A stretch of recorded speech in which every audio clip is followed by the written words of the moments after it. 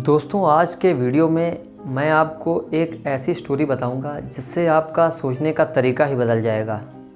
मतलब कि प्रेजेंट में हम जो कर रहे हैं वो लेवल बहुत छोटा है, हमें लाइफ में बहुत कुछ बड़ा करना है। तो स्टोरी दोस्तों कुछ ऐसी है कि एक बार एक व्यक्ति जंगल में खो जाता है और उसके पास खाने पीने का सारा सामान ख़त्म हो जाता है और पिछले 4-5 दिनों से वो पानी की एक एक बूंद के लिए तरस रहा होता है और मन ही मन वो सोच रहा होता है कि अगर अगले कुछ घंटों तक उसे पानी नहीं मिला तो उसका मरना तय है। लेकिन उसको विश्वास होता है कि ईश्वर है, कोई ना कोई चमत्कार ज़रूर होगा और उसे पानी मिल ही जाएगा। इसी उम्मीद पर दोस्तों वो आगे की तरफ बढ़ता है।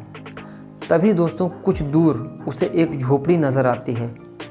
उसे उस झोपड़ी को देखकर अपनी आंखों पर यकीन नहीं होता, क्योंकि ये उसकी आखिरी उम्मीद जो थी। तो दोस्तों वो व्यक्ति अपनी बची कुची ताकत के साथ उस झोपड़ी की तरफ बढ़ चलता है और उस झोपड़ी की तरफ वो निकल जाता है। पर ये क्या दोस्तों, जब वो झोपड़ी में पहुंचता है तो देखता है झोपड़ी तो वीरान है, जैसे सालों से यहाँ कभी कोई रहता ही ना हो। लेकिन पानी की एक एक बूंद को तरसता हुआ वह व्यक्ति आगे बढ़ता है, झोपड़ी के अंदर जाता है तो वहाँ का नज़ारा देखकर उसे अपनी आंखों पर यकीन नहीं होता, क्योंकि दोस्तों वहाँ एक हैंडपंप लगा होता है। वह व्यक्ति पूरी ऊर्जा के साथ हैंडपंप की तरफ जाता है, लेकिन यह क्या, हैंडपंप तो कब का सूख चुका था। दोस्तों वह व्यक्ति निराश हो जाता है। उसे लगता है कि उसे मरने से कोई नहीं बचा सकता। वह परेशान होकर निराश होकर नीचे बैठ जाता है। तभी दोस्तों झोपड़ी की छत में एक बोतल उसे दिखाई देती है जिसमें पानी रखा होता है।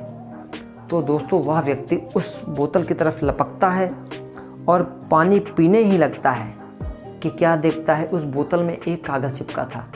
कागज़ पे लिखा हुआ था कि इस पानी का प्रयोग हैंडपंप को चलाने के लिए करो। दोस्तों वह व्यक्ति सोचने लगता है, बड़ी अजीब सी परिस्थिति बन जाती है उसके सामने। वो सोचता है कि मैं इस पानी को पीऊं या हैंडपंप को चलाऊं। बहुत सारे सवाल उसके मन में आते हैं। वो सोचता है कि अगर इस पानी से हैंडपंप चालू ना हुआ तो क्या होगा, अगर इस कागज़ पर लिखी हुई बात झूठ निकली तो क्या होगा। लेकिन फिर वो अपने मन में कुछ सोचता है और उसके मन में एक विचार आता है कि क्या पता शायद इस पानी से हैंडपंप चालू हो जाए, शायद इस कागज़ पे लिखी हुई बात सच हो। तो दोस्तों मेरा यकीन मानिए, वो व्यक्ति जो है वो अपने कांपते हुए हाथों से उस पानी को हैंडपंप में डालता है, ईश्वर से प्रार्थना करता है और उस हैंडपंप को चलाने लगता है। दोस्तों उसके पानी डालने पर वो 3-4 हैंडल मारता है कि उस हैंडपंप से ठंडा ठंडा पानी निकलने लगता है। तो दोस्तों उस व्यक्ति ने जी भर के पानी पिया, उसमें जान आ गई, उसका दिमाग काम करने लगा, उसके अंदर एक नई ऊर्जा आ जाती है। और दोस्तों वो व्यक्ति पानी पीने के बाद उस बोतल में पानी भरकर फिर वहीं पर रख देता है। और जब वो ऐसा कर रहा होता है दोस्तों, तभी उसे सामने एक और शीशे की बोतल छोटी सी नज़र आती है जिसमें एक पेंसिल और एक कागज़ का टुकड़ा रखा होता है। वो कागज़ का टुकड़ा एक नक्शा था दरअसल, और उस नक्शा जो था उसमें जंगल से निकलने का रास्ता होता है। तो दोस्तों वह व्यक्ति वो जंगल से निकलने का रास्ता याद कर लेता है और नक्शे वाली बोतल को वापस वहाँ पे रख देता है। ज़रा गौर कीजिएगा, यहाँ पे वो चाहता तो वो नक्शे वाली बोतल नक्शा साथ लेकर जा सकता था, लेकिन वो ऐसा नहीं करता है, वो उसे वापस वहीं पर रख देता है। तो दोस्तों इस प्रकार वह व्यक्ति झोपड़ी से बाहर जाने लगता है और कुछ दूर जाता है, लेकिन फिर वो ठहरता है, कुछ सोचता है और वापस आता है झोपड़ी में। फिर से वो पानी वाली बोतल जिसमें कागज़ का टुकड़ा चिपका था, वो बोतल को उतारता है, कागज़ को अपने पास लेता है और उस पर कुछ लिखने लगता है। आप सोचेंगे कि वह व्यक्ति उस कागज़ में क्या लिख रहा होगा। तो दोस्तों उस व्यक्ति ने उस कागज़ पर लिखा कि मेरा यकीन मानिए, इस हैंडपंप से पानी ज़रूर निकलता है। जो कि पहले सिर्फ ये लिखा हुआ था उस कागज़ पे कि इस पानी से हैंडपंप को चालू कीजिए।